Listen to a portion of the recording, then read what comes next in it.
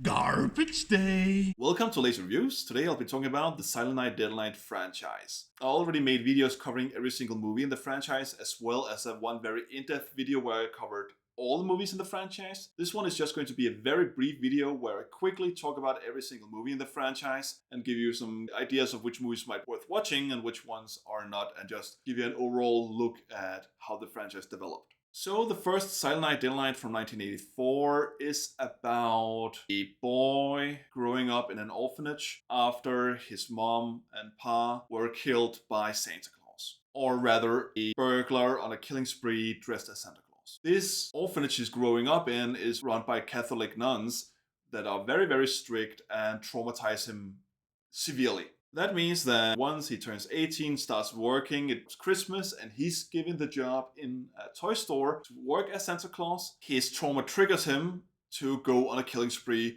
as he sees people behaving in a naughty manner. Anyone committing anything that can be considered a sin are being punished by him. Only actually, not really. He just kills pretty much anyone he comes into contact with. Especially if they've been doing slightly bad things, but also just a lot of innocent people. He really just goes on a killing spree without really giving reasons to who he's killing. It is quite a generic slasher movie. Of course, a Christmas slasher. It has some quite decent kills. It has him hanging someone, choking him with Christmas lights. It has him chopping off the heads of people who are out sledding. It has some bow kills. It has some decent axe kills. It also has a lot of bad dialogue, some that is entertainingly bad. It has a few pair of boobs. Overall, it's just a decent slasher. It's honestly nothing too great. But if you want to just watch a Christmas slasher, this is actually probably some of the best you can get. It feels genuine. It's not very enjoyable, but it is recommendable. I do like it.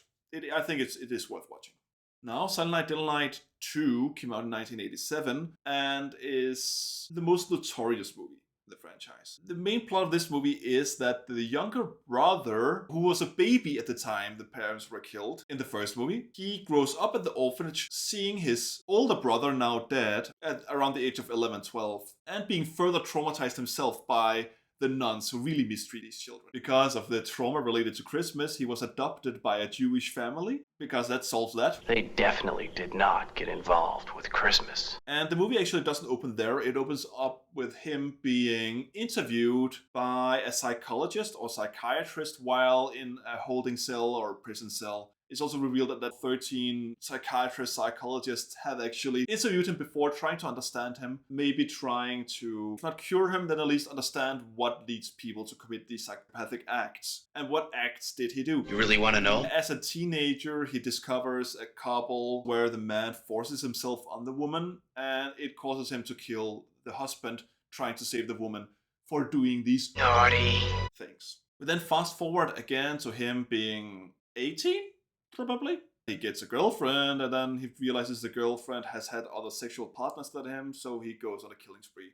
There's really not much more of a trigger for this, and then he's taken in by the police, and he escapes the holding cell and goes on to kill the evil nun. The first 40 minutes of this movie are flashbacks to the first movie. Already there we have a problem. After that, the movie continues to just be completely inconsistent.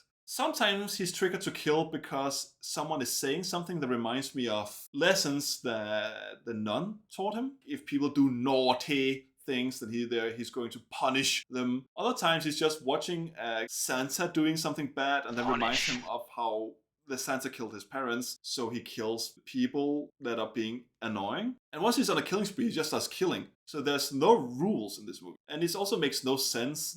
He claims to have memories of the killing, even though he was a baby. This movie has so many problems. It has some of the worst acting I've seen in any movie. The acting here is abysmal. You know, I don't like your attitude. The lead character it's some of the worst acting I've ever seen. His dialogue is always delivered in this very unnatural way that always sounds like he's always being ironic or sarcastic. My old lady couldn't afford to send me to college, so I got a job. This movie is awful. This movie is just plain awful. It has terrible character decisions. It has terrible casting. For example, there are 2 or 3 scenes where he's 15, 16, and they got one guy to play him at that age, but then they recast him to play him when he's 18. And that's just confusing us all hell. They don't even look like each other. This movie is just bad decision upon bad decision upon bad decision. Am I wasting your valuable time? Nonsensical things, and I think I should just end my review of it here, because if you want more of it, you can always watch my entire video of it where I really go into all the details, all the problems, or at least most of the problems, or most of the fun things about the movie. Because this is a movie I can thoroughly recommend. I can really recommend this movie because it is very entertaining for how bad it is. Garbage day! Huh? No! So Silent Night 3 is from 1989 and is a direct sequel to the second film. Once again, it's taking place during Christmas. This time we're following a blind psychic lady who is brought into this hospital to help them enter the mind of the killer of the second film. Because at the end of the second film, he's shot in the stomach. Seems to die, but not really. It's revealed that he's in a comatose situation. Apparently being shot in the stomach means that they had to operate that hard on the brain, that his brain is now exposed to the elements, except that he has this glass helmet on that prevents his brain from being completely exposed. Open brain surgery, basically, and they just left the skull cap off. And she's brought in to try and understand this serial killer. I don't think they want to cure him, but they want to understand what's making people commit these heinous crimes. Because she's entering his mind and she's being chased by him in his mind, there's a link created between them, so sometimes she feels like a psychic connection to him, kind of understanding what he will do in the future, what his thoughts and feelings are, while he is drawn to her and also seems to know important intimate details about her, like where she lives, just because there had been this brain connection. This drunken Santa walks into the hospital and wakes that guy up from his coma, because that's how it works. He then decides to go on a killing spree. I should also mention that he's been recast and doesn't look like anything of him, what he looked like in the second. He goes on this killing spree, he kills a bunch of people, and somehow manages to get home before our main lead protagonist and her brother and his brother's girlfriend go home. Also, the brother's girlfriend and our lead protagonist look very, very, very similar, so much that I was confused in several scenes. And yes, the rest of the movie, a third of it, is just the hospital and boring scenes talking about why they're doing these experiments and where nothing happens. Then we have almost half an hour of them driving from the hospital to get home to the grandma. And then the rest of the movie is them in the house being attacked by the evil guy and trying to hide from him and fight him. It's honestly just bad. It is a B movie. I would say it's mediocre for a B movie, but that doesn't mean it's a good movie. It does mean it's a recommendable movie. It has a few things that work for it, but mostly it's just terribly written. It has a lot of inconsistencies, a lot of problems with the plot, very, very silly scenes. It's honestly quite ugly to look at. It has no redeemable qualities. So let's talk about the next movie. Silent Night, Deadly Night, The Invitation from 1990 is the first movie that is a complete departure from the rest of the movies in the franchise. The movie again takes place in Christmas. This time it takes place in California, and the movie opens up with a lady on fire falling from a roof. That is already quite an intriguing way to open the movie, and then we are seeing our protagonists. So we are following a couple, man and a woman, that are journalists. They moved to LA to work at this agency. Honestly, I'm just describing the movie way too much. What you should know about this movie is it's about magic, it's about witches, it's about alternative biblical stories, it's about body horror, it's about worms and grubs and slime and insects and feminism and conspiracies. Is honestly just quite fantastic. And actually, yeah, I will not actually talk about the plot more than that. This movie is just a movie about a journalist investigating something that turns out to be much more than what she asked for. And the movie is quite amazing. This movie is honestly good. It's not a so bad it's good, it's not all that. It is a very good movie. It has some amazing visuals. I can highly recommend this. I really enjoyed this movie. So yes, The Invitation, Silent Night, Deadly Night 4, watch it. It's good. Oh, and mine isn't? What about the fifth one? Silent Night, Deadly Night, The Toy Maker from 1991. This is the final one of the original 5 movies. Also a complete departure from the other movies. This one is more of a mixed bag than The Invitation. Very briefly, the plot follows a kid whose father is killed by a toy. Someone is investigating this toy maker, and a lot of weird things happen. It's of course again Christmas time. The toy maker is this weird guy who has a teenage son he really mistreats, but also the teenage son is weird, very odd around other people, breaks into people's homes, stalking people. I don't want to spoil the movie more than that. It is just a weird movie where this family suffering traumatic events, trying to overcome them and get intertangled with this local toy shop that has seen better days. And also there is some investigation going on by a mysterious fella. And then people start dying. Reason why I say it's a mixed bag is honestly the movie is mostly boring.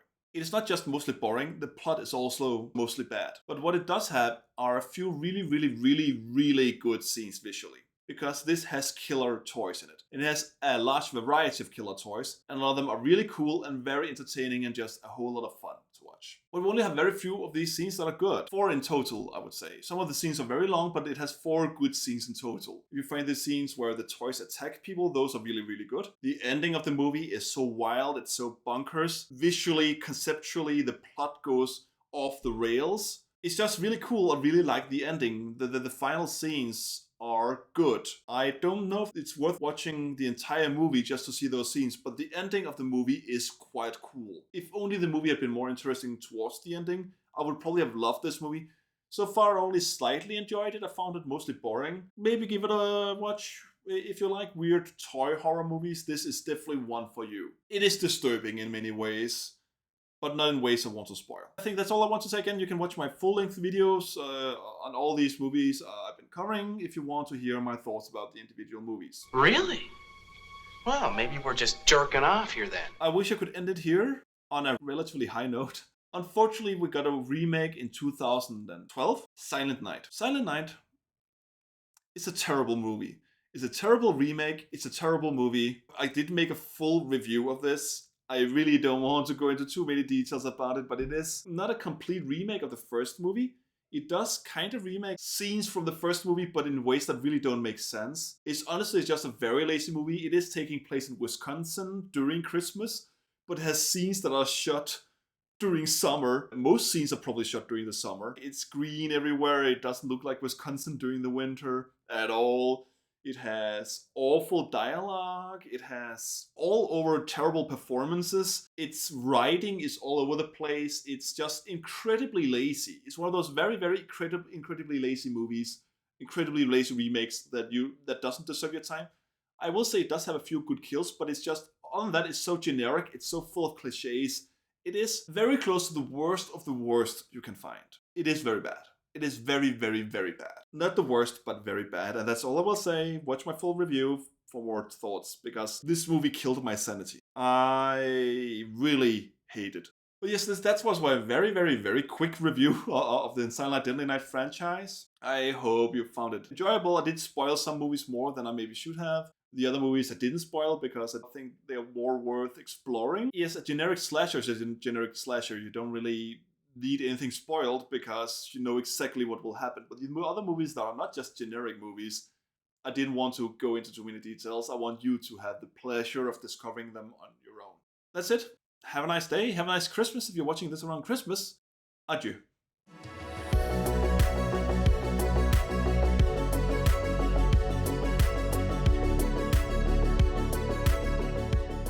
Santa Claus.